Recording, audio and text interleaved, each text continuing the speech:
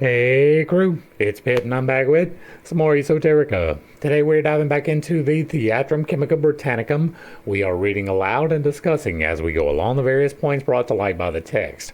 It is not the format for everyone, but people do find value in it, so you are more than welcome to tag along as we continue our exploration. Before we begin, however, if you are unfamiliar with me, any of my unconventional beliefs, or if at any point in time I lose you in terminology, there will be several playlists linked in the corner above, in the box down below, along with the original source material and the link for my book, where I teach you to do alchemy responsibly, and the links to get in contact with me, either for services, direct consultation, or just to support the channel so that you can get a better understanding of who I am and why I say the things that I do. With that being said, we are going to dive in and continue our exploration of the Theatrum Chemicum Britannicum with the compound of alchemy. The first part, I do not know if there's multiple chapters of this. I didn't look ahead. I only got the page to where I'm going to stop. And so this is the compound of alchemy, a most excellent, learned, and worthy work written by Sir George Ripley, Canon of Bridlington in Yorkshire, containing 12 gates. Let's go. Titulus Opetus. Here beginneth the compound of alchemy made by a canon of Bridlington, after his learning in Italy, at yearning for time, turning for time. What is this? YXNING? At something for time, he there did one, in which be declared openly the secrets both of sun and moon, how they get their kind to multiply in one body, together must win. Sun and moon. That is automatically going to let us know that we are talking about the sun, which is the positive half of the Holy Spirit, and the moon, which is the negative half of the Holy Spirit, the masculine and feminine, so to speak. Which canon Sir George Ripley hight, exempt from claustral observance, for whom pray ye both day and night, sith he did labor you to advance, he turned darkness into light, intending to help you to happy chance, giving counsel that you live right, doing to God no displeasance. George. All right, now this is going to be the beginning, right? That was the introduction more than anything, but it is setting the groundwork. It does appear that we will be dealing with some spiritual alchemy. If this is your first video, right, in the introduction, we set out some things.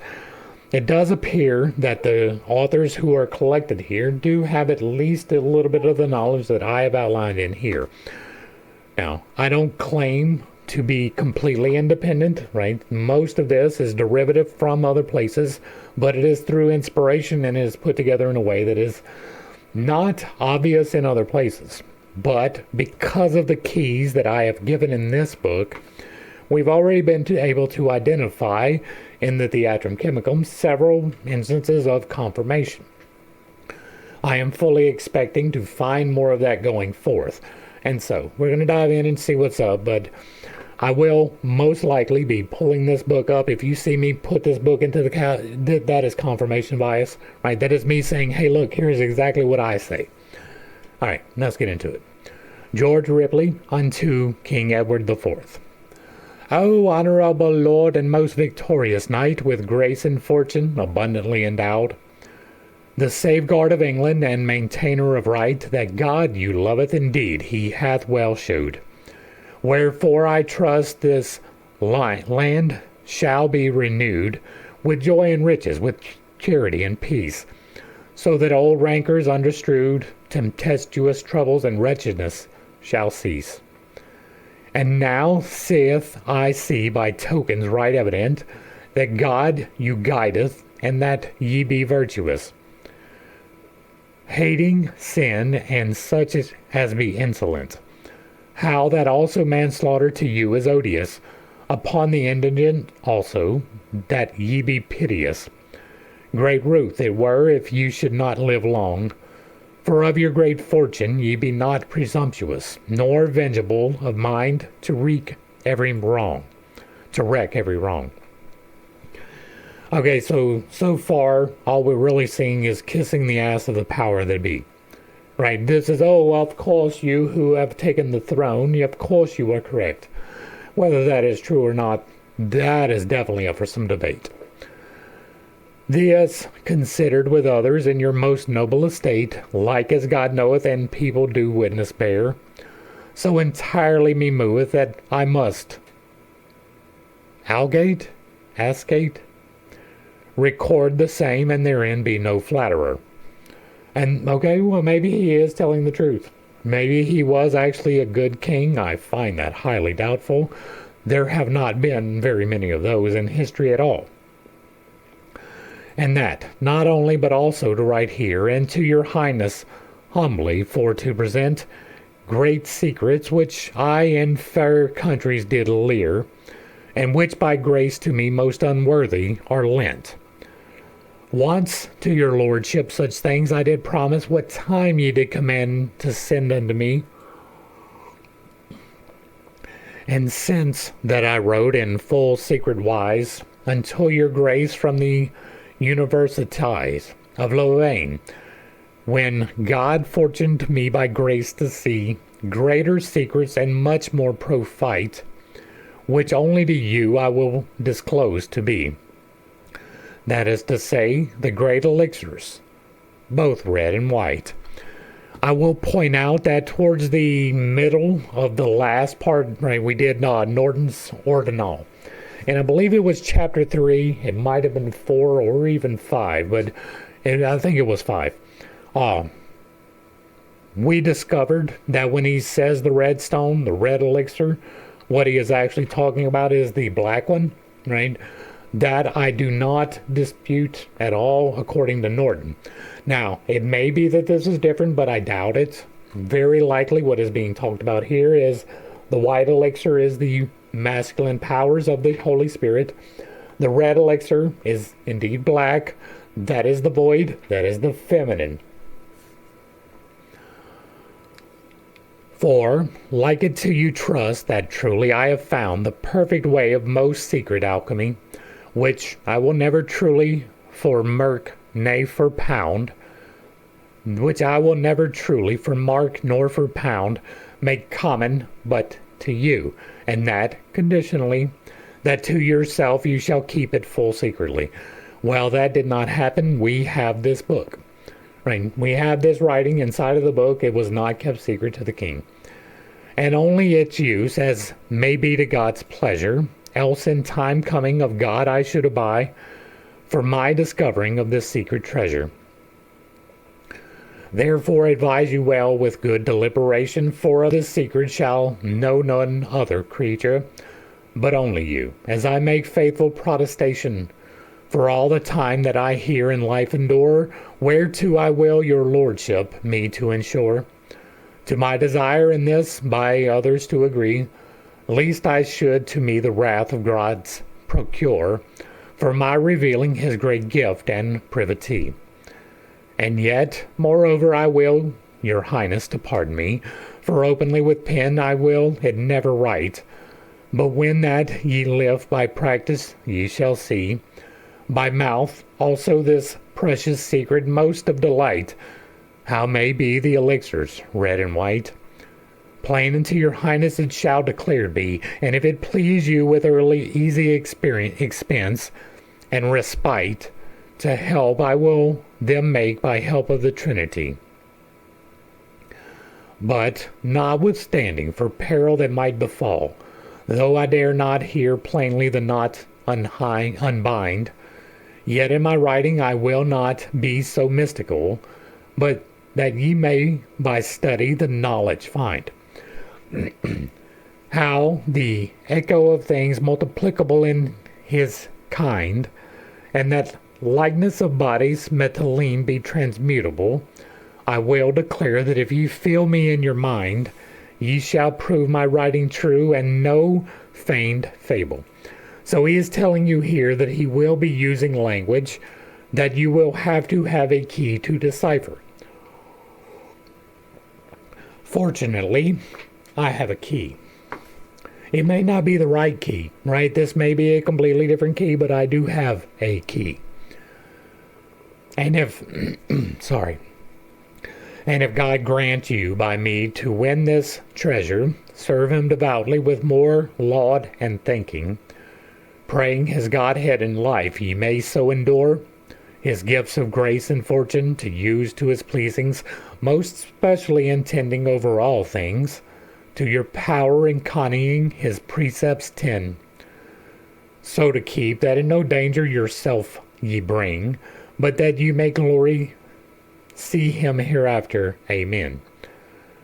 As the philosopher in the book of Meteors doth write, that the psychiness of body meddling be not transmutable, but after he added this words of more delight, without they be reduced to their beginning materiable, whereof such bodies which in nature be liquable, mineral and metalline may be mercurizate.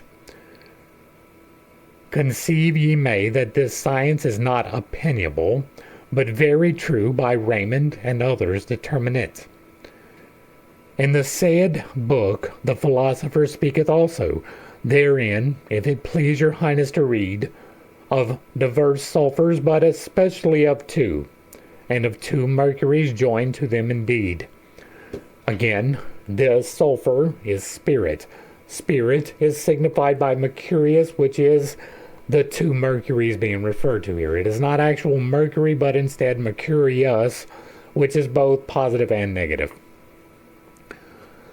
Whereby he doth true understand lead to the knowledge of the principles which be true, both red most pure and white as eye of speed, which be nevertheless founden but out of right few. And again, positive and negative, red and black are synonymous in this instance. And I know, it's two different colors. And these two things be best he addeth none, for them that work with alchemy to take, our gold and our silver therewith to make a loan. Gold is going to be a reference to the sun, the positive, the white. Silver is going to be a reference to the moon, the negative, the black. Wherefore I say, who will our pearl and ruby make, again, white and black. The said principles look that he not forsake. And at the beginning, if his principles be true, and that he can by craft them so bake, truly at the end of his work shall him not rue. But one great secret, right needful it is to know, that though the philosophers speak plurally, all is but one thing, you may me true. All things are one thing is chapter 1 of my book.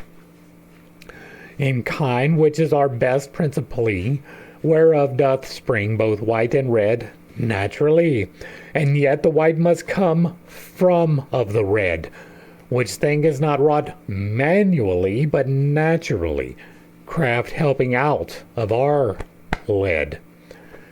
Then this is so much confirmation bias, I don't even want to say it, right? And again, both white and red, white is going to be synonymous with black, yes, right? Which thing is not wrought manually. That means this is not physical alchemy, but naturally, which means that it comes about through growth and craft helping out of our lead. Yeah. For all the parts of our most precious stone, as I can prove, be coessential and concrete. Coessential and concrete. Moreover, there is no true principle but one. Full long it was her eye therewith could meet. Know what that is? Right? This was trying to find his way around the control system. Right? If you have it in your mind that this thing must be true, if you find contradictory evidence to that, then there is a problem. Right? If you take, for instance, go back and go through my Bible study where I took the Bible as truth and I wound up not, right? There was severe discord within myself during the process because I did not want to recognize that fact. Most people do not want to have their confirmation bias disabused. That is what he is saying here. For all the parts of the most precious stone, as I can prove, be coessential and concrete. No true principle but one. Again, chapter 1. Full long it was therewith I could meet, right? It took me a while to come to the understanding, full long it was, that there is only one. Who can reduce it, and knoweth his heat, and only kind with kind can redress, till filth original be cleansed from his seat. Likely he is to find our secrets both more and less. Only therefore work kind with his own kind. All of your elements join that they not strive. This point also for anything bear in mind, that passive natures ye turn into active, of water, fire, and wind, of earth make believe, and of the quadrangle make ye a figure round, squaring the circle. The quadrangle is a square, making, and of the quadrangle make ye a figure round is squaring the circle. That is part of the process, even though I have not described it in that manner in the first edition of the book. Then, right, here's why. Right? The quadrangle is square. Square represents masculine. Anything with sharp, angular lines is going to represent the masculine. Right? The feminine is represented by the circle, the womb, the void from which all comes. And so this is talking about squaring the circle. Squaring the circle is indeed finding the balance between the positive and the negative sides of each of the 7 virtues and vices. Bringing the balance within yourself is squaring the circle. Then ye have honey of our many hive, 1 ounce well worth 1,000 pounds. The principal secret of secrets all is true proportion, which may not be behind, wherein I counsel you be not superficial. The true conclusion, if you ever think to find, turn earth to water and water into wind. Thereof make fire, and beware of the flood of no, wherein many be one blind, that by this science they get but little good. All right, we will hit the 4 real quick. Right, there is earth, water, air, and fire. And he just made reference to it. That is why. Earth is the corporeality, right? It is the physicality in any instance, right? If you are talking in the Trinity, it is the body. It is salt. What else is it represented as? It's representative of the void, the source from which things come. Water is going to be a representative of the spirit, but it is more about the feeling of the spirit. It is not a good direct representative of the spirit. The best way to look at it in particular is going to be the part of the spirit that you have access to, right? You can move the magnetic energies up and down the stack. I have a book on that. And that process feels like water flowing. And so the part that you control feels like water, and so it is identified in that way. Air is going to be the representative of your soul. It is the part that fills the vessel, not the part that makes it move. It is the part that makes the decisions. And then you have fire. Fire is the direct representative of the logos. It is the instance of change. You can look at water as from whence the change comes, and fire as the change that begins. And so fire is the representative for spirit. Water is a lesser representative for spirit. Earth is the representative of corporeality, and air is the representative for soul. I counsel you to eat and drink temperately, and be well aware that Eposarca come not in place. Nesh not your womb by drinking immoderately, lest ye quench your natural heat in little space. The color will tell appearing in your face. Drink no more, therefore, than ye may eat. Walk up and down after an easy pace. Chafe not your body too sore for to sweat. Okay, so in my understanding, there are the virtues and the vices. That is what this sort of discernment represents. On each side of one of these balls is the correlative effect, right? So for the red one, down here at the bottom, we have rage or wrath, and you have love. They are diametrically opposed. Love is the giving away of affection. Wrath is the not having the affection returned. Love is the natural state. Wrath kind of has to be earned. That makes it more masculine. There is a balance to be stricken between those, right? You are not to be completely wrathful, but there is a time for righteous anger. You are not to be completely loveful, because sometimes there are people who are not aligned in a way that you should be showing them love. Kindness, yes. Love, not necessarily. You can be in love with a narcissist, for example. That is not for your benefit, right? You are giving your love in the wrong place. You should be a little bit more wrathful in that situation. There's a balance to be stricken between all 7 of the virtues and vices. One of those, this yellow one right here, is gluttony and denial, right? I used to say moderation. That is not good. Moderation is the point in between. That, to me, is what this is going to be talking about, right? Eating and drinking temperately. Does that mean that you have to deny yourself any one particular thing? No. Unless it is a problem for you, right? If you are an alcoholic, you should not be drinking at all.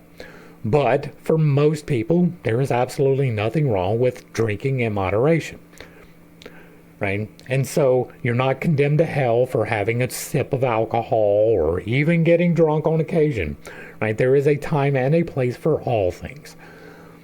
That's what this is saying, basically, right?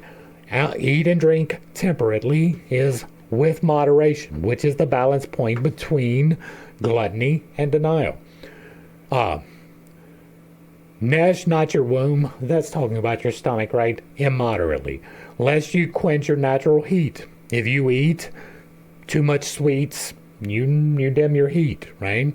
You are being gluttonous towards sweets. That can lead to diabetes. That leads to putting on weight. That leads to a lot of things that take away your natural vivification. Now, it's telling you here that if you drink too much, it's going to tell you by your face. If you get a little bit ruddy, you're approaching the point where you probably should stop. Right? And so for me, this is indeed something that we should be paying attention to, right? This is confirmation to me. And then this last part, walk up and down after an easy pace. Chafe not your body, too sore for to sweat. You should be engaged in physical activities, right? I tell you that all the time. Your body requires it. Now, that was not always an understanding, right? There are many people who don't care to sweat. Well, if you don't care to sweat, this is not going to be the craft for you, right? If you are not willing to physically exert yourself, don't do this. Don't do it. Don't begin. It will hurt you to begin. If you are not willing to exercise on a daily basis, don't do this. You do not have the discipline for this. If you cannot restrain yourself from eating for a certain amount of time, don't do it. Just let it go. You don't need it. It'll be all right. But if you are on this path, then you have to have discipline. Discipline requires you to take care of your vessel. If you are not taking care of your vessel, your 5D navigation device, the temple of God, if you are not taking care of that, you are not fit for the work. If you are eating immoderately, and that does not mean that you cannot have cake or even too much, right? I ate too much ice cream last night. I will make up for it today. And that is part of the process. Understanding where you can be a little bit gluttonous and where you definitely need to deny yourself, but finding the moderation between those is what you are to do. You should also be engaged in physical activity, taking care of your temple to the best of your ability. That's going to cause you to sweat if you're doing it right. Back to the text. With early fire after moving when you sweat, warm your body and make it dry again. By rivers and fountains, walk after meat. Walk after meat. So after you eat meat, walk. That, by the way, is a good idea, right? Your digestion is aided if you take a walk, Right? If you suffer from indigestion on a regular basis, it would benefit you greatly to walk after you eat your meals. At morrow timely, visit the high mountain that physic so biteth, I read 13.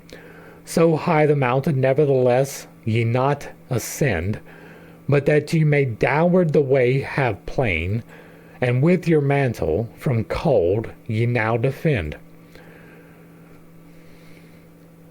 That physic so biteth, I read certain. At morrow time visit the high mountain, that physic so biteth, I read certain. So high the mountain, nevertheless, ye not ascend, but that ye may downward the way have plain, and with your mantle from cold you now defend. Now, cold is one of the elementals, right? You have earth, air, water, fire. Earth is a representative of dry, cold. Air is the representative of wet, cold. Fire is dry, heat, and earth, air, water. Water is going to be moist, heat, right? I'm pretty sure that those are the designations. This would be from cold, you are being defended because you are being moderate in your consumption and working out, right? Now, part of this, so high the mountain, nevertheless, ye not ascend. Visit the high mountains, but don't ascend them. Well, that's got to be allegorical, right? If you're going to be able to see downward, right, you have to go up. And if you're telling you not to ascend, then obviously this is talking about something outside of physicality, right? This is telling you to pray and meditate. That's what that is, right? Visit the high mountain, that is going to be meditation. And I state that it is in speculation. It has not been clarified, but to me that seems fairly obvious. Such labor is wholesome. Your sweat, it will dry. With a napkin, and after it takes no cold. For gross humor be purged by sweat, kindly. Use diacameron, then confect with perfect gold. Hermodactylius, for waiters' humors good I hold. For watery humors. Hermodactylius. Use Hypersian perforate with milk of tithymol and spermaceti, and with red wine when ye wax old. And goat's milk said with gold nourisheth moisture radical. Alright, so this is not making a whole lot of sense. Probably because I am missing keys, right? I don't know what dicameron is. I am not positive about Hermodactylus. Those may be plants. Those may be supplements that you take. If you confect with perfect gold, a substance, right? If you are refining rosemary or thyme or another substance, and you are using perfect gold, that is honey, right? Honey is an extractant. It will pull the essential elements out of a substance. It's what I use in my daily tea to help. And you can tell the difference between it, not just in sweetness, but in the actual way that the actual minerals are disseminated. You can tell the difference if you make the exact same tea, one with honey and one without. You can use sugar in its place of honey, and it will not work in the same way. It will be sweet, but it will not have the same texture that you get from using honey. And so that kind of makes sense in that context. But again, I don't know what dicameron is. I don't know what Hermodactylus is, or Hypericon perforate with the milk of tithymol, right? Again, I don't have the keys to physical alchemy. Some of this is going to contain mental alchemy. Some of it will be physical alchemy. I do not have keys for physical alchemy. I practice part of it every single day, but I do not claim to be a physical alchemist. I am, however, a spiritual one. Back to the text. But a good physician who so intendeth to be, our lower astronomy he needeth well to know, and after that to learn, well, urine in a glass to see, and if it need to be chafed, the fire to blow. Then wittily it by diverse ways to throw, and after the cause to make a medicine believe, truly telling the infirmities all on a row. Who thus can do by his physic his light to thrive. Alright, now this is telling you something, right? Urine, that's self-obvious. To see, well, why would you need to see urine? To help diagnose things, right? If you have urine that is this color, it is telling you that there is something wrong. Dehydration being primary, but probably some other things as well, right? This is kind of dark. If it is darker than this, then you probably have some kidney problems, at least an infection, probably some disease, right? If it is too clear, it tells you something completely different. If it is off color, it tells you something completely different. And if you are a physician, right, you can tell an awful lot by urine, particularly in a day when there was no blood test, right? Sweet was a thing. Some people did taste it. They were able to tell you, hey, you have this thing where you can no longer eat sweets. Right? We call that diabetes now. Some diabetes is signified by a taste and odor change in urine. Now, I don't drink urine, right? And so I don't have the experience to expound upon this, but I do have some knowledge of first aid, right? If you are peeing dark, you need to drink more water. That is the very first primary thing to try. And so for me, this makes sense, right? Now it is telling you here something else, right? If it be chafed, the fire to blow. Well, that is saying, well, if it is a particular color, then add this particular thing. Now that key I may not have. What is fire? Is it one of these? Is it Decameron or Hermactodilus? I don't know. It could be either one. But if you have trained as a physician in the 1400s, you would know, right? It would be intrinsic to you to know that. You wouldn't not be able to do what you were doing without that knowledge. And so this is something that I have a partial key for, even if I don't have the whole thing. We have in heaven incorruptible of the quintessence, ornate with elements, signs, planets, and stars bright, which moisteth our earth by subtle influence, and out thereof a secret sulphur hid from sight. It fetteth by virtue of its attractive might, like as the bee fetcheth honey out of the flower, which thing can do none other earthly wight. Therefore to God only be glory and honor. Alright, so in the heavens, incorruptible, that is mostly the night sky, right? The daytime sky is more corrupted than the nighttime sky.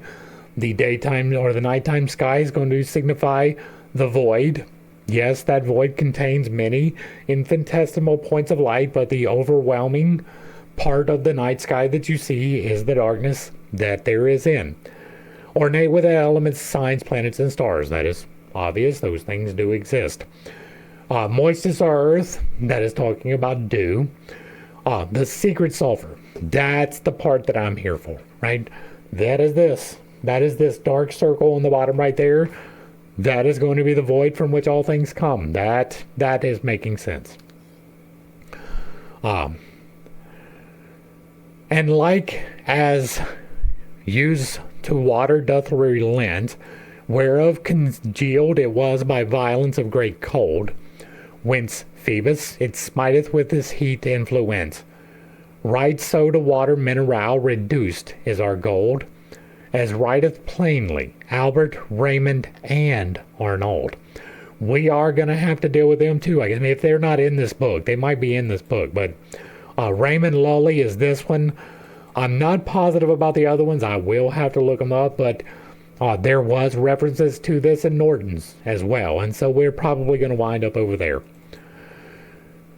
With heat and moisture by craft occasionate with congelation of the spirit low. Now I have told how our materials together must be proportionate.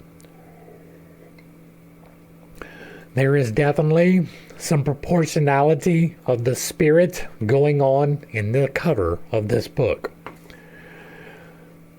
At the dyer's craft, you may learn this science, beholding with water how they decoctions make, upon their woad and madre, easily and with patience, till the tinctures appear which the cloth doth take. Right?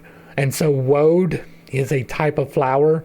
Madre, I do not know, but I will assume that that is as well. And you can indeed make tinctures which will dye clothes. Therein so fixed that they will never forsake the cloth for washing after they join to be. And another part of that, right? You have to fixate the dye or else it will wash away. Now that is heavily dependent upon the dye that you use, but it is true for all of them, right? Some of them it is just simply a cold plunge. Some of them it has to be in a slight acid. Some of them it has to be in a slight base. Regardless, there has to be a fixation or it'll wash out. Right, so are tinctures with water of our lake.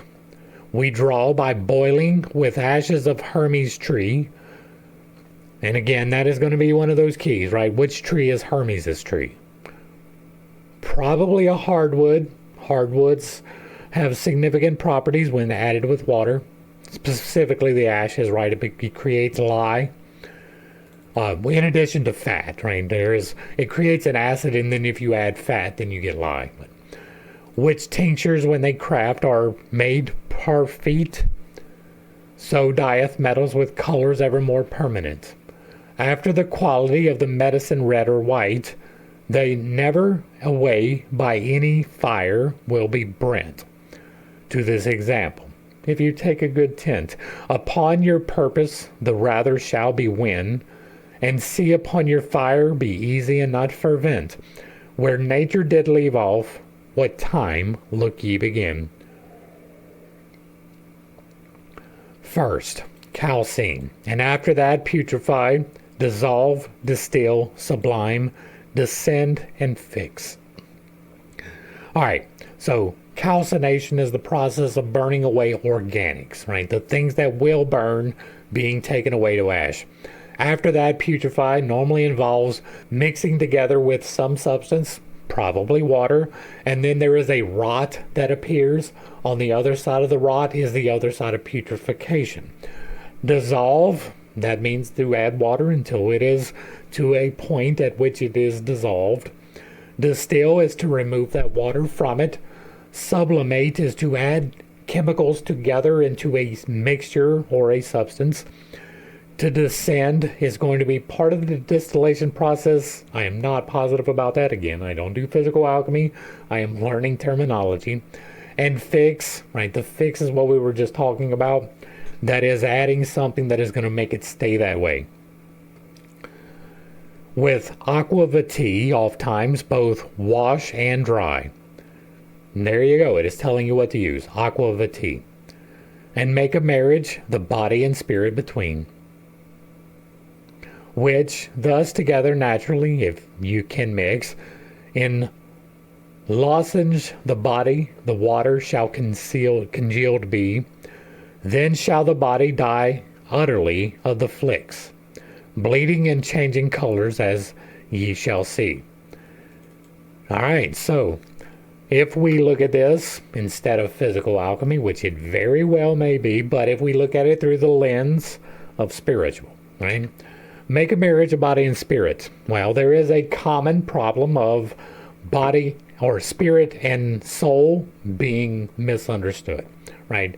Most of the time when we see a direct reference to spirit, it actually means soul, right? Soul is the part that makes the decisions. It is the part that resides inside of the 5D navigation device. Spirit is the electromagnetics, and you can use those, but you have to learn how for the most part. I mean, you do it naturally, just not well, right? You do speak things into existence whether you do it intentionally or not. And so what it is saying here is a marriage between the body and soul. Well, there you go, right? Let's use the right side of this. The body is representative of the void, The soul is going to be the part that makes the decisions, the creative spirit, right? That is going to be the as above. The as below is going to be the body.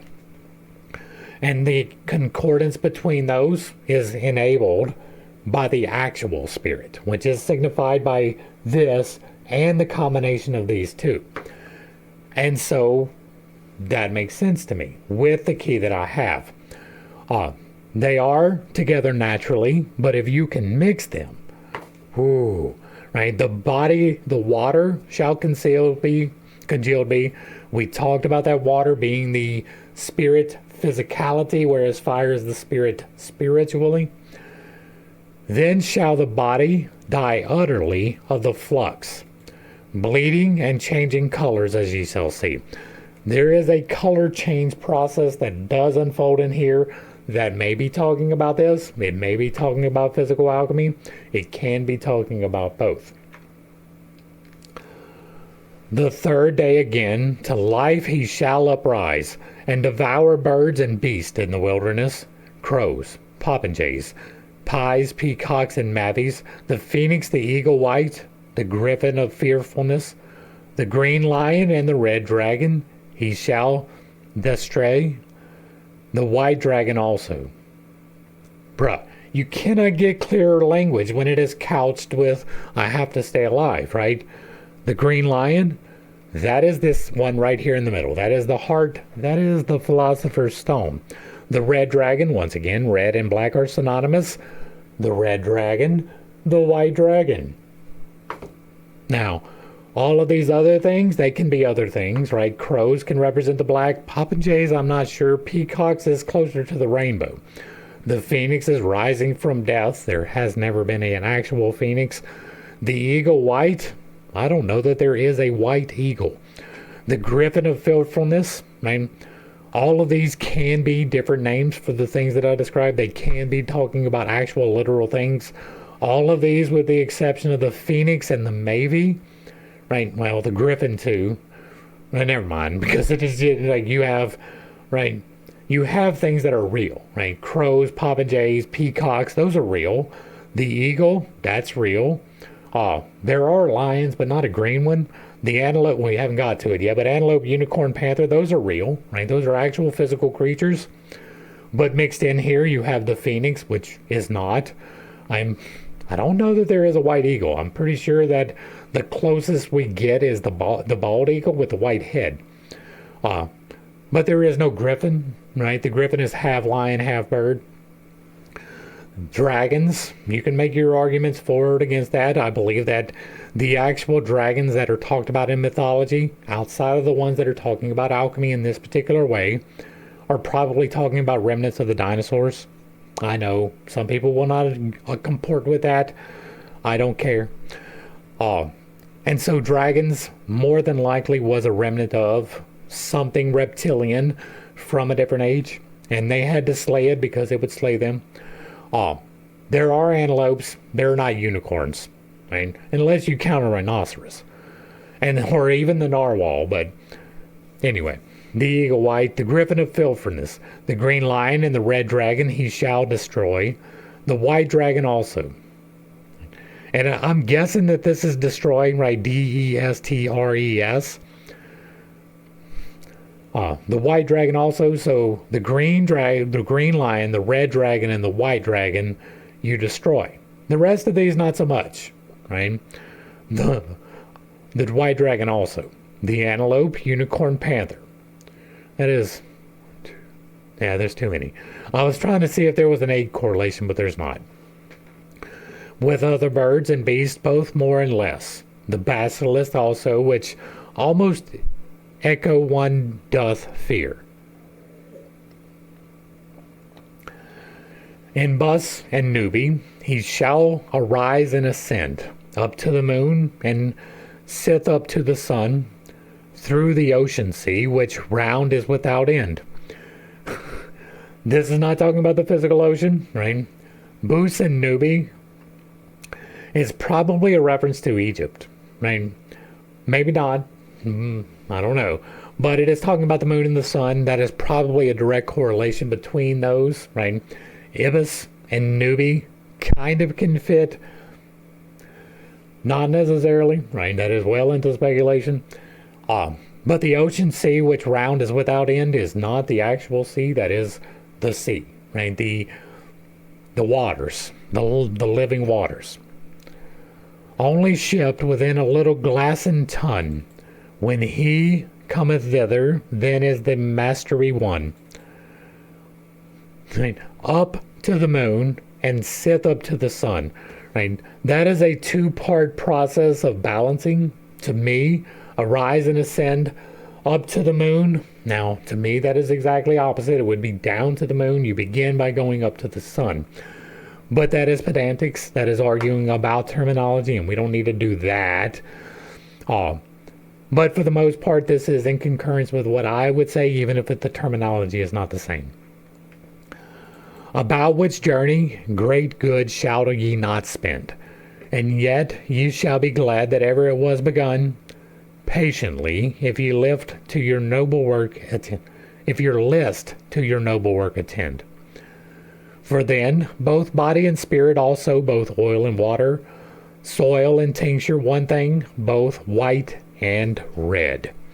After colors variable, it contenteth whatso men clatter, which also called as when he hath once been dead, and is revivified our marcasite, our magnete, and our lead, our sulfur, our arsenic, and our true calcive, our sun, our moon, our ferment of our bread, our toad, our basculith, our unknown body, our man, our wife. Okay, we've got something here that we did not have before. Right? This is a reference. Marcasite. Right? What is that? Well, we don't know that, but we do know this one. Magnete. Now, if I put my magnets back on the board, but we discovered in Norton that he was talking about magnets. This is probably the same, even down to the lead being the beginning of the process. Our sulfur, our arsenic, and our true calcive, right? Vive is life. This is stone of life. This is arsenic, which is a poison, but it is used in different ways in alchemy. And sulfur. Sulfur is what? The spirit. What would be the stone of life? That would be the understanding of the spirit.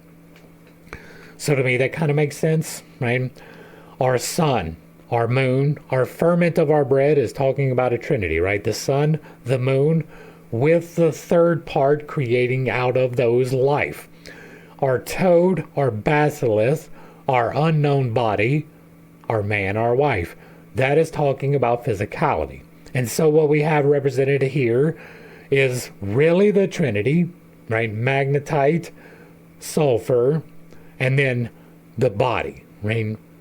This is giving you some keys, right? When you see marcasite, that means magnetite, right? Or lead. When you see sulfur and arsenic and calcive, that is going to be synonymous. Toad, basilisk, and body, same thing. Now, this part in the middle, the sun, the moon, the ferment, the sun and the moon are part of the same thing. Right? So body, spirit, and soul represented here. In this, the magnetite is going to probably be more dealing with the will, right? The setting out intention. So that would be soul. Sulfur is going to be spirit, but so is the sun, moon, and ferment. So this entire second paragraph, or these two lines here, are probably both representing spirit. And then our toad, our basilisk, and our unknown body, that is physicality. To me, that is fairly obvious. It doesn't scream like some of the other things does, but it is at least well worth consideration. Our body, thus, naturally by craft, when it is renovate, of the first order is medicine called in our philosophy, which oftentimes must again be spiritualizate. The round wheel turning of our aforesaid astronomy, and so to the elixir of spirits must ye come, for why? Till the same of the fixed of the same of the flyer be overgone. Elixir of bodies named it is only, And this secret point truly deceiveth many ones. There you go. Now, again, I do not hold with astronomy too much. I have found no real reason to do so, but using that as an understanding point is perfectly fine, right? Using it as an allegory as opposed to a divinatory device is going to be perfectly fine. Remembering that this particular sign has these particular qualities, not going to be an issue. They do if you try to apply them to people, right? This is all Leos act the same is a stupid thing. All Geminis act the same is a stupid thing. No, they do not. At all. But, and so, to the elixir of spirits must ye come. For why? Till the fame of the same of the fixed by the same of the flyer, fixed flyer, be overcome. Elixir of the bodies, it is named, only. And this secret point deceiveth many ones. How many of these alchemists are out there trying to create a physical philosopher's stone? Yeah, they are deceived. Many one. This natural process by help of craft thus consummate. Dissolveth the elixir, spiritual and unctuous humidity. Then, in Balneo of Mary, together let them be circulate. I do not know what that is. Like new honey or oil, till they perfectly thick be. Then will that medicine heal all manner infirmity. I do not know about all manner infirmity, but I have healed myself in 4 ways. And turn all metals to sun and moon most perfectly. Now, there are 7 metals. There are 7 planets. There are 7 primaries. These must be turned to the sun, or the sun and the moon. That is finding balance, right? If you turn the metal that is on the bottom, associated with lead, which is wrath and love, right? If you turn that to the sun and the moon, you will be operating in kindness. Thus shall you have both great elixir and aurum potabile, by the grace and will of God, to whom be laud eternally. Here followeth the figure containing all of the secrets of the treatise, both great and small. Well, that is very interesting. Like, I breezed through this to see where we're stopping. This is the end of the chapter, right? And so this is our ending point. We can spend a minute just looking here. Sol tenet ignium means the light fire, right? The sun fire. That is this part right here. Can y'all see my mouse just barely? Frigidum siccum autumnus retinue, west, right? My cold, something autumn, retinue. Callidium siccidum estus, attractive, south. Interesting. So I'm assuming there's north and there's east. Frigid is cold, so I'm assuming that the calidum is hot, right? Autumn, then that means that this is probably spring or summer, right? Eptus. What have we got over here? Ver, that is spring. Hyams, that must be winter. Frigid. Humididum, right? You can absolutely overlay the 12 zodiac signs in this particular way, right? And get when each one would be. The beginning of summer begins in Gemini, so if you align that with this, the beginning of spring begins with, what is this, the Ram? Aries, maybe? And so if you align it, then maybe you could figure out something else from the key. What I would do, right, I may wind up copying this and printing it out just so that I can turn it and read it, because it is exceedingly difficult even for me to read Old English upside down. I can do it, right? It says here, to purgatory must they go. But this, what is this? IHERE, to be Purgad, purged by pain and woe. Right? So there is something here. But if I had this and I printed it out, then I'm going to turn north to the north and see what I can divine from that. Right? And by north, I mean primary top of the page. Because it appears, just from looking at this, that this right here to the right, this appears to be the beginning point. Right? All of this is written around, and it appears that it is starting right here. If you rotated this 45 degrees counterclockwise, no, that would be 90 would be there. So what is 90 plus 45? 125? Right? If you rotated it that degree to where the north was at the top, then these words would align where you would begin reading them from the left to the right. I do not doubt that there is probably wisdom in here, but for me to go through and try to extract this here is going to be difficult, right? If we look, as Holy Scripture makes mention into the womb of the Virgin Immaculate, well, that depends entirely on which part of Scripture you are reading. If you are in the Old Testament, there is no mention of a virgin. Right? There is no mention of a child in the womb of a virgin at all in the Old Testament. That is entirely New Testament, so that's going to be a problem. Christ descended for our redemption. Well, that is not knowledge at all. For his high throne to be incarnate, so the Son descendeth here from his estate, forth through the south, passing into the west, through the ocean, laboring without rest. Right? The altitude of the stone in the south, fiery in quality, something more than perfect quintessence in the end of practice, temperate south. As Christ from earth to heaven did ascend, as clouds of glory up to his high throne, and reigneth there, shining without end. Alright, so this is go up and go down. Right? There may be some things in here that I just don't have, right?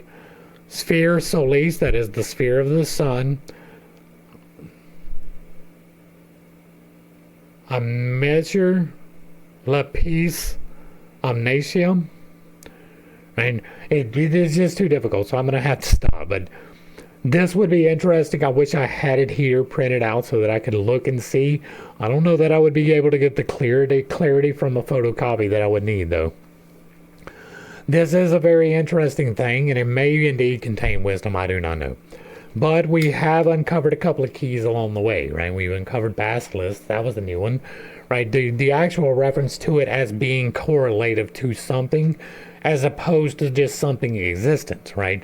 We had plenty of references in Agrippa to basilisk, but no reference to what it might actually be, or if it is existent, which with Agrippa is probably not, right? Agrippa was not reliable in the least. But that's going to bring us to the end of this part. Hopefully I brought a little bit of enlightenment, not too much confusion, to a somewhat difficult topic. I understand I hold some unconventional beliefs, and I do have a tendency to step on toes when I relay those. It is not intentional, but it is not something I apologize for. I don't have a whole lot to add. This was not as good as Norton's was, right? But there is definitely something here. We will try to extract more. I'm not sure if this continues with him or not. Let me look down real quick. It does. Okay, so we'll be back with another part of his work, which hopefully will elucidate a little bit better. But if you like what I'm doing over here, let me know down below. Give me a like, a share, a follow, throw me a comment whether you agree or disagree with anything that was stated. Put it in the box down below, and if it remains respectful, it gets to remain up. If you really like what I'm doing, hit me with that super thanks. Consider joining for a membership or picking up a copy of my book where I put this in plain English. Or reaching out through any of the links provided down below, either for services, advice, or just to support the channel. To the crew, thanks for hanging out. I appreciate every single minute that you are here with me, and I am praying for you every single day. Until next time, I love you. God loves you. You are perfect, whole, and complete just the way that you are. And this has been pittstake. Peace.